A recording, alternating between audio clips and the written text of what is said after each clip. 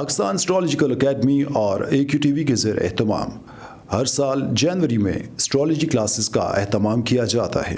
आप दुनिया भर में कहीं भी मुकीम हो, इन एस्ट्रोलॉजी क्लासेस का हिस्सा बन सकते हैं। AQ जेमस्टोन्स असली, मुस्तनद और मयारी जेमस्टोन्स का बाएतमाद इदारा दुनिया भर में आपके डोर स्टेप पर। AQ gemstones. Astrologer Ali Zanjani हर साल नवंबर में कराची और हर साल मार्च में दुबई मौजूद होते हैं। अगर आप एस्ट्रोलॉजी यानी इल्मे नजूम से लगाव रखते हैं तो हमारा YouTube channel astrologer Ali Zanjani personal ज़रूर सब्सक्राइब कीजिए। बिस्मिल्लाहिर्रहमानिर्रहीम, अल्लाहुम्मा सल्ली अला मोहम्मद व आले मोहम्मद। अस्सलामु अलैकुम। एस्ट्रोलॉजी की क्लास के साथ आप लोग की खिदमत में हाजिर हूँ। आज हम लोग एक नया योग जो है उसको पढ़ने जा रहे हैं। इसका नाम है शुभ कतर योग। अगर आप इंटरनेट पे लिखें तो कुछ जगहों के ऊपर इसको कतरी भी लिखा हुआ या आता है कि आर के बाद आई जो है, और योग भी कहा जाता है, उसको योगा भी कहा जाता है। तो इसको आज हम पढ़ेंगे, ये क्या है, किस तरह से ये बिहेव करता है, कैसे ये एप्लीकेबल होता है। आज हम शुभ कतर योग के हवाले से पढ़ेंगे। सबसे पहले तो ये जो योग है इसका नाम, इसको देखकर आप लोगों ने कंफ्यूज या परेशान नहीं होना। शुभ का मतलब होता है मुबारक या अच्छा। ये आप इसको इस तरह से लिख सकते हैं। और कतर बेसिकली कहा जाता है सिज़र यानी कैंची को, कि कोई ऐसा आला, कोई ऐसी चीज़ जिससे किसी चीज़ की आप कटाई कर सकें। तो इस योग का जो मतलब बनता है कि एक ऐसा अच्छा योग जो ख़राबी को काट दे, ख़राबी को ख़त्म कर दे। अक्सर लोग जाते हैं आमिलों के पास और उन्हें कहते हैं कि कोई ऐसा अमल कर दें, हमारी काट कर दें, कि कोई शॉर्टकट ऐसा हो जाए कि हमारा जो काम है वो हमारे लिए बेहतर हो जाए। तो इसी तरह ये जो योग है, ये योग एक ऐसा योग है जो एस्ट्रोलॉजी के अंदर एक शॉर्टकट की हैसियत रखता है, कि जो ख़राबी है उसको कम करता है, उस ख़राबी को ख़त्म करता है। और इस शुभ कतर योग के अंदर जो भी चीज़ें आती हैं उसके लिए ये समझना सबसे पहले बहुत ज़रूरी है कि हम लोगों ने अपनी शुरू की क्लासेस में गुड प्लैनेट्स और बैड प्लैनेट्स पढ़े थे। ये सारी चीज़ें आप लोग को याद हैं। फिर उसके बाद हमने ये पढ़ा था कि जो एक मरकरी जो है वो न्यूट्रल होता है। मरकरी की तमाम सितारों से दोस्ती है, लेकिन नई दोस्ती तो वो मार्स और मून के साथ दोस्ती नहीं है। शुभ कतर योग जो है वो बेसिकली लगता है 4 प्लैनेट्स के साथ। 4 प्लैनेट्स ऐसे हैं जिसकी वजह से ये योग लगता है। शुभ मतलब अच्छे सितारे, गुड प्लैनेट्स। अब उन गुड प्लैनेट्स के अंदर मून आता है, उसके अंदर जुपिटर आता है, उसके अंदर मरकरी आता है। अब वीनस को हमने कैटेगरी दी थी बैड प्लैनेट्स के अंदर। क्यों? उस वक़्त हमने बड़ा डिटेल में इसको पढ़ा था कि वीनस जो है इसका ताल्लुक़ चूँकि इंसान की ख्वाहिशात से होता है। इनमें से कोई भी जो प्लैनेट है, चाहे वो बैड प्लैनेट की कैटेगरी में आता हो, जब तक हम उसकी प्लेसमेंट नहीं देख लेते तब तक हम ये कह नहीं सकते कि वो अच्छा सितारा है कि बुरा। कई दफ़ा अच्छे सितारे भी बहुत बुरे हो जाते हैं। तो 4 ऐसे प्लैनेट्स हैं जिनकी वजह से ये योग बनता है, जिसके अंदर मरकरी, जुपिटर, मून और वीनस आते हैं। दुनिया में वीनस के हवाले से मैं एक दफ़ा दोबारा से मेमोरी आपकी रिकॉल कर दूं कि वीनस को हम कहते हैं मोहब्बत का सितारा है, और दुनिया में जो भी गड़बड़ होती है वो वीनस की वजह से होती है। क्यों? क्योंकि हर तरफ एक जंग जारी है किसी न किसी चीज़ को हासिल करने की। तो जब आपकी ख्वाहिशात बढ़ जाती हैं तो आप उसके लिए किसी भी हद तक जा सकते हैं। जैसे मोहब्बत के अंदर जो है वो सब कुछ जायज़ हो जाता है। तो इसी तरह वीनस को या किसी भी प्लैनेट को हम ये नहीं कह सकते कि वो बहुत बुरा है या बहुत ज़्यादा अच्छा है, अनलेस और अनटिल जब तक उसकी प्लेसमेंट हम लोग ना बर्थ चार्ट में देख लें। बहुत सारे योग आप लोग पंच महापुरुष योग, उसके बाद विपरीत राजयोग, फिर बुध आदित्य राजयोग, गजकेसरी योग, ये फिर महालक्ष्मी योग आप पढ़ चुके हैं। एक अभी हमारा योग रहता है, उस योग का नाम है विष योग, वो अभी हमने पढ़ना है। वो हम उस वक्त पढ़ेंगे जब हम साढ़े सती की तरफ जाएंगे, तब उसको हम पढ़ेंगे क्योंकि ये योग लगता है मून और सैटर्न के साथ, तब हम उसको पढ़ेंगे कि एक हाउस में मून और सैटर्न आ जाए उसको कैसे देखा जाता है। अच्छा, वीनस को जिस तरह से बुध आदित्य राजयोग में हमने देखा था कि सन और मरकरी इकट्ठे हो जाएं तो ये एक अच्छा योग बनाते हैं, इसी तरह मून और जुपिटर इकट्ठे हो जाएं तो ये एक योग बनता है। इसी तरह मून, जुपिटर, मरकरी और वीनस, इसके अंदर दो और प्लैनेट शामिल कर लें, सन और मार्स। सन और मार्स, लोग ये कहते हैं या थ्योरीज ये कहती हैं, बहुत सारी जगहों पे कुछ ऐसे एस्ट्रोलॉजर्स हैं जो सन और मार्स को अच्छा प्लैनेट नहीं मानते। वो कहते हैं कि ये दोनों के दोनों जो प्लैनेट्स हैं ये बड़ी ख़राबी पैदा करते हैं, ये एग्रेशन पैदा करते हैं। सन और मून जो है इनका एलिमेंट फायर है, आतिशी है। अगर इनका मिजाज आतिशी है, इसका ये कतन मकसद नहीं कि ये दोनों के दोनों प्लैनेट जो हैं वो ख़राब हो जाएं या दोनों के दोनों प्लैनेट जो हैं वो नेगेटिव बिहेव करें। डिपेंड करता है उनकी प्लेसमेंट क्या है। किसी भी प्लैनेट का एलिमेंट जो आंसर होता है, यानी अर्थ, एयर, वाटर, फायर या ईथर, वो उसका एलिमेंट है जो कि एक नेचुरल प्रोसेस है। इसका कतन ये मकसद नहीं कि कोई भी प्लैनेट अपने अंदर आतिशी कैफियत रखने की वजह से उसको हम पापी कह दें, यानी एक ख़राब प्लैनेट कह दें। तो इसके अंदर मून, जुपिटर, मरकरी और वीनस, जब आप इसको इंटरनेट पे लिखेंगे या मुख्तलिफ बुक्स में पढ़ेंगे, वहाँ पे ये चार आपको मिलेंगे कि इन चारों को कंसिडर किया जाता है एज अ गुड प्लैनेट्स, कि वो प्लैनेट्स जो ये शुभ कतर योग जो है वो बनाते हैं। फिर उसके बाद तीन ऐसे प्लैनेट्स हैं, यानी एक प्लैनेट और दो शैडोज, सैटर्न, राहु और केतु।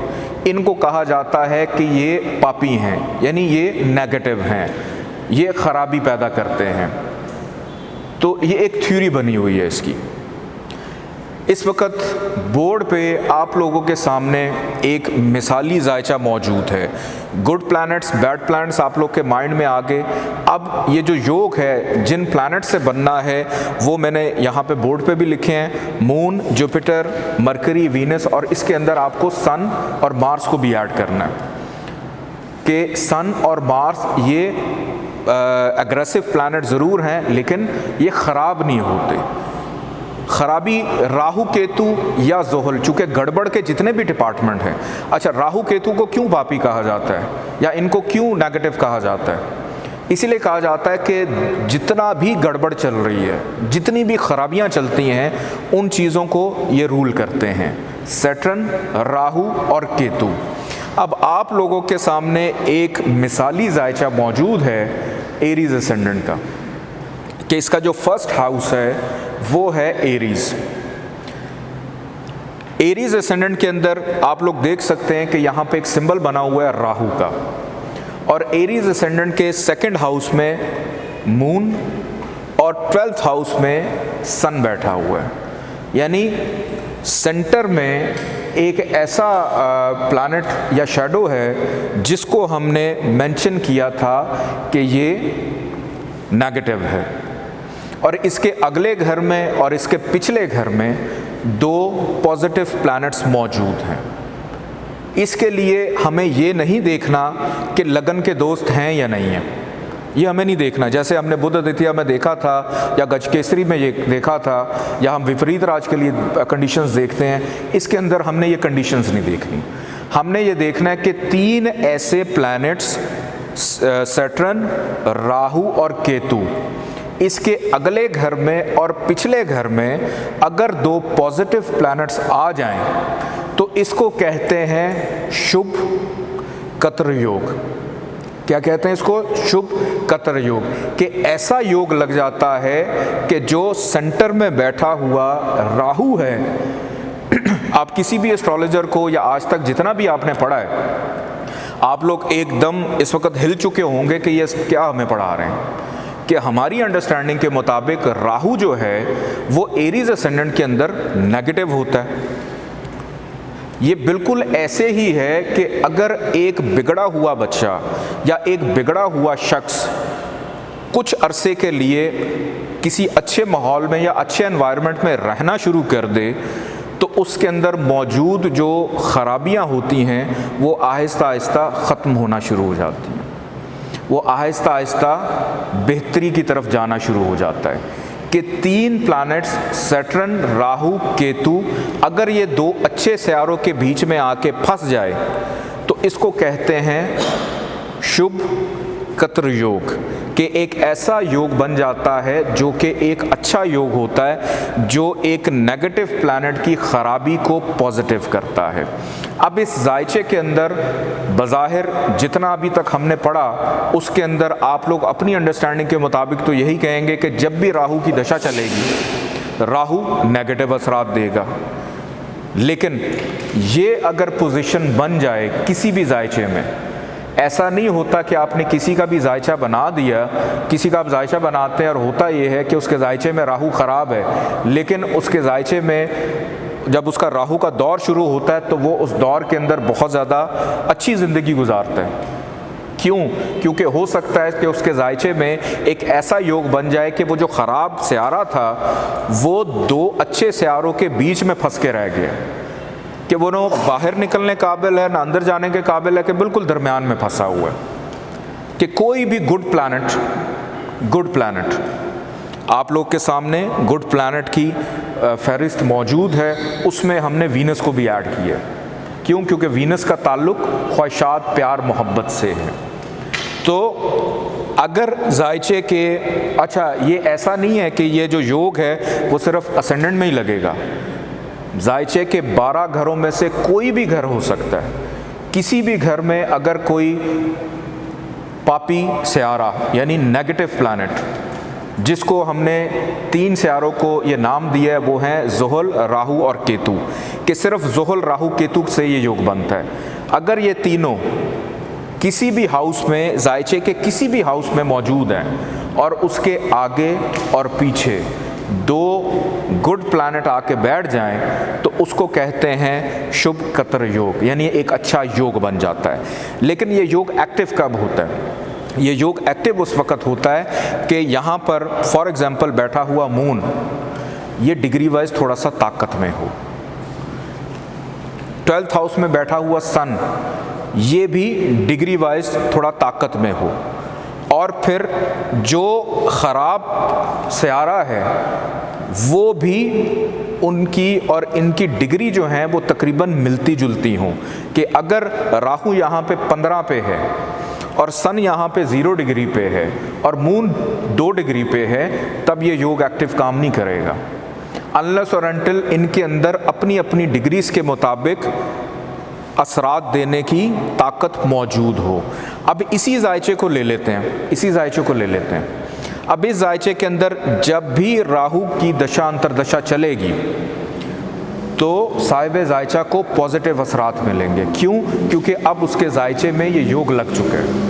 लेकिन जिन प्लैनेट्स की वजह से ये योग लगा है कि शम्स के पास एरीज असेंडेंट में है 5वां घर और ख़ुद वो जाकर बैठा हुआ है 12वें घर में, तो जब शम्स की दशांतर दशा चलेगी शम्स देगा नेगेटिव असरात, लेकिन जो राहु है वो नेगेटिव असरात नहीं देगा, वो अब पॉजिटिव हो जाएगा।